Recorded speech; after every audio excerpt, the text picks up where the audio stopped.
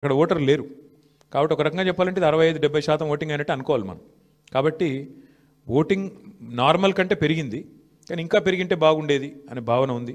ముఖ్యంగా కాలనీల్లో కొంత పెరిగింటే బాగుండేది, జరగలేదు. దానికి కారణాలు పలు రకాలుగా ఉన్నాయి. బట్ చూడాలి, భవిష్యత్తులో అన్న మారుతుందేమో చూడాలి.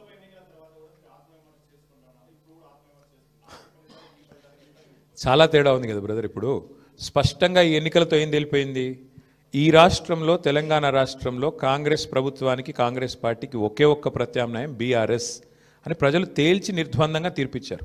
దాదాపు నాకున్న అవగాహన మేరకు మాకు 38-39% ఓటు వచ్చినట్టుంది. ఇప్పుడు కూడా ఇంకా ఫైనల్ అయినట్లేదు. 38 వచ్చిందా 39 వచ్చిందా చూడాలి. డెఫినెట్గా మరి మంచి ఓటింగ్ శాతం మాకు వచ్చింది. నేనేమంటానంటే మరి సింగిల్ డిజిట్లో ఉండిపోయి డిపాజిట్ కోల్పోయింది కదా ఇవాళ ఇంకో పార్టీ. ఇప్పుడు మేము ఓటమి పాలయ్యి ఇంత గట్టి పోటీనిచ్చి అధికార పార్టీ ఇన్ని రకాల ప్రలోభాలు పెట్టినా, ఇన్ని రకాలుగా ఒత్తిళ్లు తెచ్చినా, ఎన్ని రకాల కార్యక్రమాలు చేసినా గట్టిగా నిలదొక్కుని బ్రహ్మాండమైన పోటీనిచ్చాం. అట్లాగే మీరు చూస్తే ఉప ఎన్నికల్లో గతంలో ప్రతి ఉప ఎన్నిక మేము ప్రభుత్వంలో ఉన్నప్పుడు దాదాపుగా మేమే గెలిచాం, ఒకటో రెండో మినహాయిస్తే.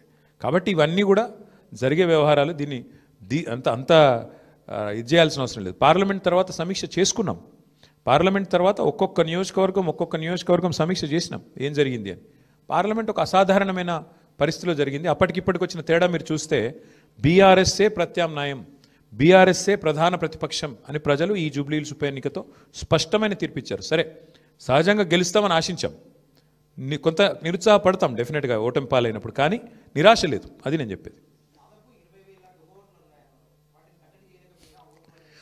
బ్రదర్, మేము ఎన్నికల కమిషన్ దగ్గర పోయాము, స్పష్టంగా వారి ముందు ఆధారాలతో సహా పెట్టాము. డబుల్ ఓట్లు ఎన్ని ఉన్నాయి, ఎంతమందికి ఎన్నెన్ని ఓట్లు ఉన్నాయి, చివరికి కాంగ్రెస్ అభ్యర్థి యొక్క సొంత తమ్ముడు ఆయనకే 3 ఓట్లు ఉన్నాయన్నది కూడా ఆధారాలతో సహా ఇచ్చాం. ఇక మీరు అడగాల్సింది ప్రశ్న ఎలక్షన్ కమిషన్ని, మమ్మల్ని కాదు. ఎందుకంటే వాళ్ళు చేయాల్సిన పని వాళ్ళు చేయకపోతే మీరు మమ్మల్ని అడిగితే మేము ప్రధాన ప్రతిపక్షంగా పోటీ చేశాము, వ్యవస్థలో ఉన్న లోపాలు ఎత్తి చూపాము, జరుగుతున్న అన్యాయాల అరాచకాలు మా అభ్యర్థి, చివరికి దొంగ ఓట్లు వేస్తున్నారని మా అభ్యర్థి పోలింగ్ రోజు కూడా పోరాడారు. మీరు చూశారు మీ కళ్ళ ముందు మొత్తం కాంగ్రెస్ వాళ్ళు గుంపులుగా 1000 మంది ఒక దగ్గర చేరి దొంగ ఓట్లు వేస్తుంటే మా అభ్యర్థి పట్టించారు. మరి పోలీసు వాళ్ళు ఏం చేస్తున్నారు, ఎలక్షన్ కమిషన్ ఏం చేస్తున్నది, ఇవన్నీగా అందుకే అంటున్నా చర్చ జరగాల్సిందే. ఏ రకంగా అధికార యంత్రాంగం పనిచేసింది, ఏ రకంగా ఎలక్షన్ కమిషన్ పనిచేసింది, ఇవన్నీ మీ ముందున్నాయి. సరే, ఇప్పుడు నేను ఓటమికి నేను సాకులు వెతకట్లేదు, నేను వాస్తవాలు మీ ముందు పెడుతున్నాను. ఎలక్షన్ ముందు పెట్టాను, ఎలక్షన్ తర్వాత చెప్తున్నాను. ఏదేమైనప్పటికీ మేము మాత్రం డెఫినెట్గా ప్రజల్లో ఉంటాము, ప్రజలతోనే ఉంటాము. ప్రజాక్షేత్రంలో ప్రజల సమస్యలే ప్రధాన ఇతివృత్తంగా ముందుకు పోతాం. ప్రజల కోసం పోరాడుతూనే ఉంటాం, ముందుకు పోతూనే ఉంటాం. Thank you. మరి ఇప్పుడు అల్టిమేట్గా ఎలక్షన్ ఫలితం వచ్చిన తర్వాత ఏం జరగబోతుంది, రేపు ఏమేం జరగబోతుంది, ఇంకా 3 ఏళ్ళు ప్రభుత్వం ఉంటుంది అంటున్నారు. సో మరి ఆ 3 ఏళ్ళు ఏం జరగబోతుంది చూద్దాం. ఎందుకంటే అల్టిమేట్గా ఈ ప్రభుత్వం తన వైఖరి ఏమైనా మార్చుకోదా, మళ్ళీ శని ఆదివారాలు పేదల కొంపలు కూలగొట్టే పని చేస్తూనే ఉంటుందా చూస్తాం. మేము చూస్తాం, మీరు చూస్తారు. ప్రధాన ప్రతిపక్షంగా మా పాత్ర మాత్రం మేము బలంగా పోషిస్తాం. ప్రజల్లో మాత్రం ఎక్కడా తగ్గకుండా ప్రజల తరపున మాట్లాడుతూనే ఉంటాం. ఈ విషయంలో మమ్మల్ని ఏ రకమైన వారు ప్రయత్నాలు చేసినా మా గొంతు మాత్రం నొక్కలేరు, ఇది మాత్రం పక్కా. ఇప్పుడు మీరు చూస్తే పశ్చిమ బెంగాల్లో బీజేపీ నుంచి పోయి ఆయన ఎమ్మెల్యే గారు ముకుల్ రాయ్ అని తృణమూల్ కాంగ్రెస్లో చేరారు. హైకోర్టే కొట్టేసింది, ఆయన డిస్క్వాలిఫై చేసింది. మరి పశ్చిమ బెంగాల్లో జరిగింది ఇక్కడ కూడా జరుగుతుందని మేము కూడా ఆశిస్తున్నాం. ఎందుకంటే న్యాయమే కదా. యాంటీ డిఫెక్షన్లా దేశమంతా ఒకటే ఉంది, బెంగాల్కు వేరే లేదు, తెలంగాణకు ఇంకోటి లేదు. కాబట్టి మేము కూడా ఆశిస్తుంది ఏంటంటే ఇక్కడ కూడా 10 ఉప ఎన్నికలు జరుగుతాయని ఆశిస్తున్నాము. అయితే ఇక్కడ గమ్మత్ ఏంటంటే ఒక్క ఉప ఎన్నికకే మరి ఇంత అపసోపాలు పడ్డారు కాంగ్రెస్ వాళ్ళు. మరి 10 ఉప ఎన్నికలు వస్తే వాళ్ళకి ముచ్చెమటలు బట్టి మరి రాహుల్ గాంధీని, ఇంకా ఇందిరాగాంధీని, ఇక సోనియా గాంధీని అందరిని దించుతారేమో చూడాలి.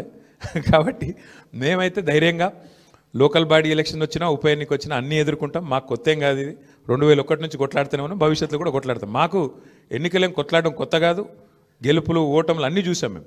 ఆ స్థితప్రజ్ఞత మాకుంది. మరి కాంగ్రెస్ వాళ్ళు ఒక్క ఉప ఎన్నికకే ముఖ్యమంత్రి కాలికి బల్బం కట్టుకొని వెంకటగిరి బస్తీలలో కూడా తిరిగిండు. మరి 10 ఉప ఎన్నికలు వస్తే మరి ఏం చేస్తారో చూడాలి. Thank you. అవును, ఎవరన్నారు? నీకు పేపర్ లీక్ అయిందా?